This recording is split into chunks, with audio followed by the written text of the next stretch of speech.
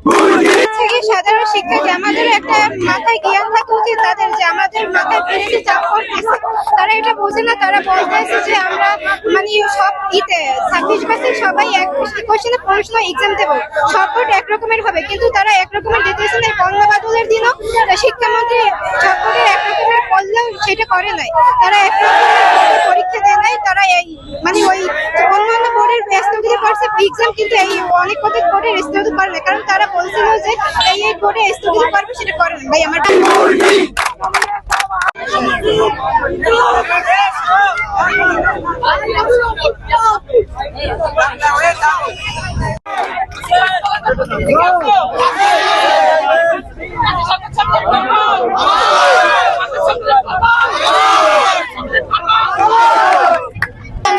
ছয়টা দাবি নিয়ে এসেছে। ফার্স্ট হচ্ছে দাবি প্রশ্নের মান ঠিক নাই এবং পরিবেশের আবহাওয়া ঠিক নাই। তারপর হচ্ছে সে পরীক্ষা নিতেছে, এখন এখানে হাতে সমান পানি নিয়ে হচ্ছে স্টুডেন্টরা পরীক্ষা দিতে যাচ্ছে। প্রশ্নের স্টুডেন্টরা অসুস্থ করে ব্যাক করে কথা ছিল হচ্ছে একবারে প্রশ্ন স্থগিত করা হলে সকল বোর্ডের পরীক্ষা স্থগিত করা হবে, কিন্তু তার কথা সে রাখতেছে না। সে শুধু চট্টগ্রাম বোর্ডের পরীক্ষা স্থগিত করেছে এবং আমাদের হচ্ছে পরীক্ষার রুটিনের মানও ঠিক নাই। আমাদের ইকোনমিক্স আগে 12 দিন বন্ধ রেখেছে, অথচ ইকোনমিক্স সেকেন্ড পেপার আগে একদিন মাত্র বন্ধ। সকল এক্সামের আগে একদিন করে বন্ধ দিয়ে সে এখন এই যে আইসিটির পর হচ্ছে আমাদের 12 দিন বন্ধ রেখেছে। এটা কোনো স্বাভাবিক মানুষের হতে পারে না। তারপর আমাদের হচ্ছে ফিজিক্স এবং হিসাব বিজ্ঞান গতকাল পরীক্ষা গেছে, যার হচ্ছে 2টা প্রশ্ন ভুল ছিল এবং 3টা প্রশ্ন কুয়েটের প্রশ্ন আসছে।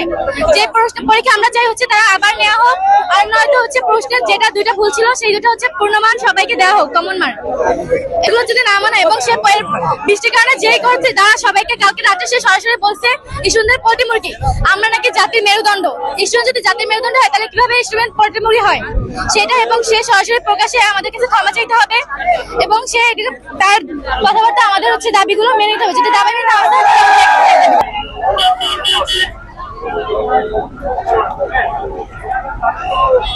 আজকে আমরা বেশ কিছু দাবি নিয়ে আসছি এখানে।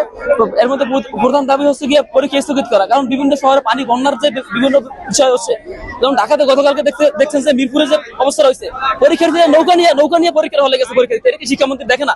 তো আমরা এই আমাদের দক্ষিণ দাবি এখানে আসছি যাতে উনি এই বন্যা পরিস্থিতিতে যে যে অঞ্চলে আজকে পানিবন্দী রয়েছে ওইসব অঞ্চলে পরীক্ষা বন্ধ করে দেবে, স্থগিত করে রাখবে, এবং যদি সম্ভব হয় সব বোর্ডে যেহেতু অভিন্ন প্রশ্নপত্র দিয়ে পরীক্ষা নিতেছে সব জায়গায় পরীক্ষা বন্ধ রাখবে, যদি স্থগিত করে রাখবে। আর যদি না পারে উনি ওই সব কেন্দ্রগুলোতে পরীক্ষা বন্ধ রাখবে এবং শিক্ষার্থীরা দাবিগুলো করছে দাবিগুলো মানবে। কিন্তু এই জায়গায় দেখতেছি আমাদের দাবিগুলো মূল্যায়ন করতেছে না, রাস্তা অবরোধ করছে, এখন আমাদের থেকে রাস্তা থেকে সরিয়ে দেওয়ার প্ল্যান করছে।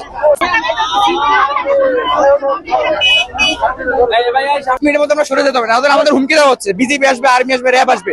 আমরা এরকম হুমকি 2024 সালে বহুত পাইছি এবং আমাদের উপর থেকে এখন ফোন আসছে যে আমরা যেন তাড়াতাড়ি এইসব মুভমেন্ট শেষ করে ফেলি। কলেজ থেকে ফোন আসছে যে আমাদের এই মুভমেন্ট কন্টিনিউ করা যাবে না, কিন্তু আমরা কোনো ফিডব্যাক পাইতেছি না। পুলিশ কর্তৃপক্ষ বলছে যে ডিসির সাথে কথা বলতে, আমরা যে ডিসি কে পাবো না, এখানে ওখানে আমাদের ঘুরাতে হবে, মানে আমাদের এখানে ছত্রভঙ্গ করার পরে তারা তাদের উদ্দেশ্যটা হাসিল করবে, কিন্তু তারা এটা পারবে না। আমাদের যে কোশ্চেন গুলো করা হয়েছে এটা কোনো শিক্ষক সাধারণ জ্ঞানে করতে পারে না। এটার একে তো প্রশ্ন ভুল, এটা প্রশ্নের যে মান এটা কোনো শিক্ষক অন্তত সাধারণ জ্ঞানে সেই শিক্ষার্থীদের জন্য চিন্তা করে এই কোশ্চেন তারা করে না।